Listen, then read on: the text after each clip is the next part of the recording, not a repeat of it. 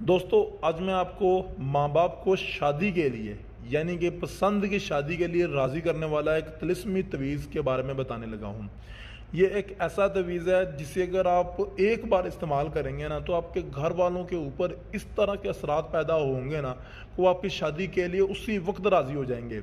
इस इल्म का इस्तेमाल बहुत ही आसान है। आपने करना क्या है कि सिर्फ इसी तवीज़ को 7 मुख्तलिफ सफ़ों के ऊपर आपने लिख लेना है। लिखने के बाद क्या करना है कि इसके नीचे अपना नाम, अपने माँ का नाम, फिर जिससे आप शादी करना चाहते हैं उसका नाम, फिर उसकी माँ का नाम आपने लिख देना है। लिखने के बाद इस तवीज़ पर जो अल्फाज आपको स्क्रीन पर आपको नज़र आ रहे हैं ना, उस अल्फाज को अपने 72 मरतबा एक तवीज़ के ऊपर आपने पढ़ना है। इसी तरह 7 तवीज़ों के ऊपर आपने 72 मरतबा पढ़कर 7 तवीज़ों को एक साथ अपने इकट्ठा आपने जला देना है।